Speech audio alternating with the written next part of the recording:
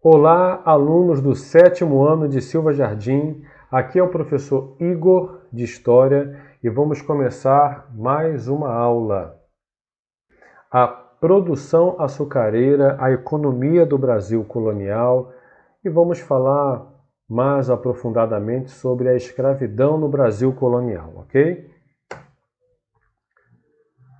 A Sociedade do Açúcar. Vamos explicar isso. Meus amigos, Portugal tinha o Brasil como colônia e precisava e queria ganhar dinheiro explorando o Brasil. O pau-brasil, no período pré-colonial, foi apenas um momento para tentar conseguir de nossa terra algum lucro, alguma coisa, mas não era o objetivo de Portugal. Portugal queria mesmo era ganhar muito dinheiro, queria achar ouro, o que não aconteceu naquele momento.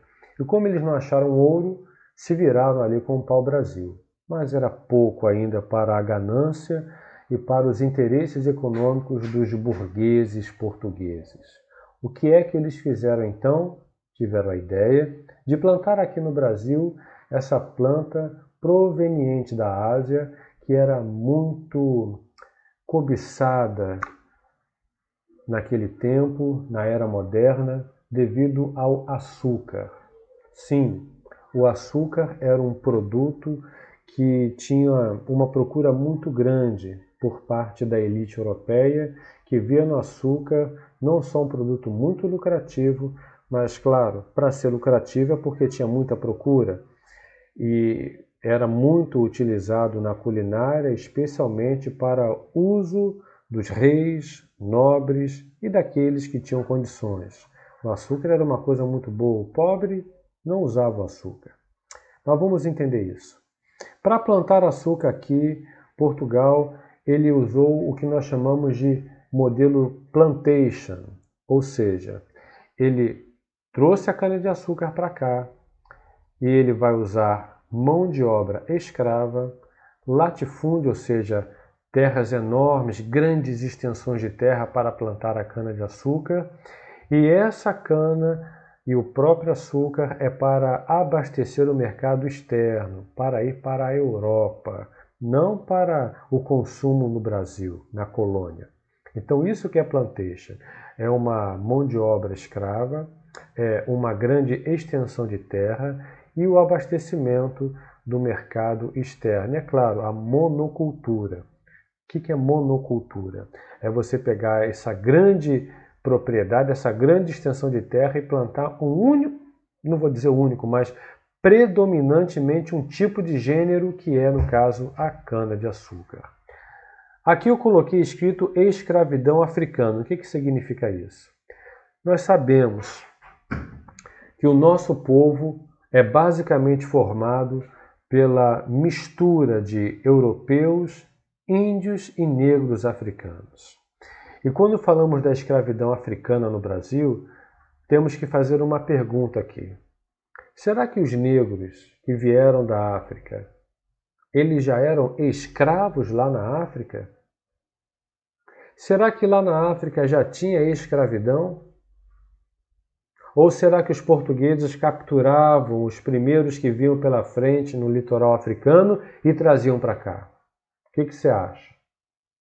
Pois é, lá na África já havia um sistema de escravidão, porque a África é um continente também marcado por muitas guerras ao longo da história, de um povo contra o outro, de uma tribo contra outra, e aquelas que perdem a batalha são escravizadas.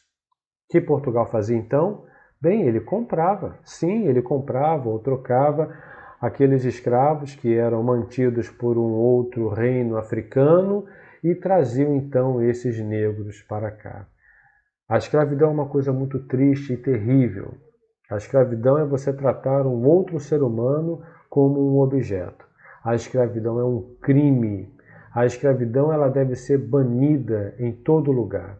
Mas, infelizmente, mesmo depois de 500 anos, ainda tem trabalho escravo no Brasil.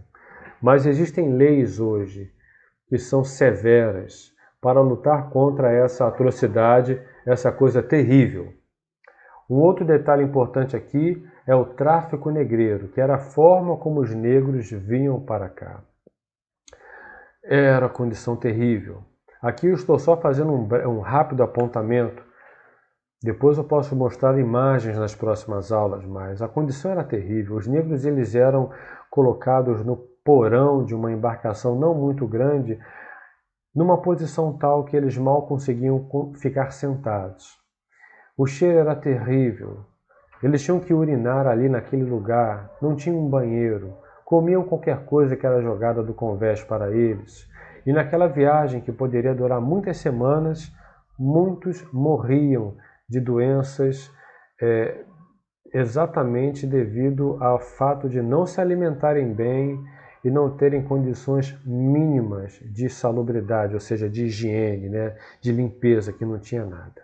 E quando chegavam aqui, os que sobreviviam chegavam doentes e eram comprados do jeito que estavam, longe da sua terra, longe da sua família, separados dos seus entes queridos, para trabalhar uma vida inteira numa fazenda de cana-de-açúcar.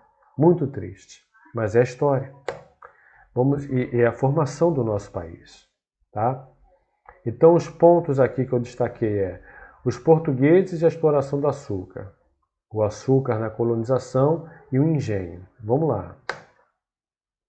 Os portugueses, desde o século XV, dominavam as técnicas de plantio do açúcar nas ilhas do Atlântico, Ilha da Madeira e Açores. Isso é importante, porque você pode se perguntar, por que o açúcar, então, já que os europeus gostavam tanto e queriam tanto, por que não plantavam cana-de-açúcar lá na Europa? A razão é muito simples. A cana-de-açúcar precisa de um clima tropical para crescer e se desenvolver. Não dá para plantar cana-de-açúcar, assim como a pimenta também, em solo europeu que tem um clima temperado. Eles precisavam de um clima tropical e o Brasil se mostrou perfeito nisso, especialmente a região Nordeste. Tá? Aqui eu deixei uma pergunta que é: o que levou os colonos portugueses a empreenderem atividade açucareira no Brasil? Está aqui. Seu conhecimento técnico e uma rede comercial de distribuição na Europa. Na verdade, poderia escrever aqui também o seguinte: a grande procura pelo produto, pelo açúcar por parte da elite europeia. Bem, deixa eu ver aqui, que nosso tempo está acabando, pular para a parte importante aqui para a gente, o engenho. A atividade açucareira e toda a propriedade produtora tinham como referência o engenho. Então vamos lá, eu falei no início da aula do plantation, que era a lógica de se plantar para ganhar dinheiro e explorar o Brasil. Naquela fazenda lá, você tinha o engenho como um território central e estratégico. No engenho, a cana era transformada em açúcar, um produto valioso, como já foi dito. E vamos entender esse engenho aqui. Olha a pergunta. Como era composto o engenho? Aqui. O engenho, como grande propriedade produtora de açúcar, era composto pela casa de engenho, casa grande, senzala e capela. Vamos lá. Casa de engenho era o local em que a cana era moída, em que se fabricava o melaço e até, em alguns casos, havia o refino para a fabricação do açúcar. A casa grande era o local em que morava o senhor, o fazendeiro, o latifundiário, o proprietário, o português que exercia o seu controle naquele lugar. A senzala, que era geralmente tipo um porão, era o lugar em que os escravos dormiam. Aqui havia muito conforto e luxo. Aqui os escravos dormiam no chão. Aqui a boa comida não faltava, mas aqui comia-se o que tivesse, comia-se sobras. Era a luta pela sobrevivência. E havia também a capela, que era a demonstração do poder religioso do poder da Igreja Católica na colonização do Brasil em todo esse processo. Agradeço a sua atenção, desejo a você bons estudos e até a próxima aula.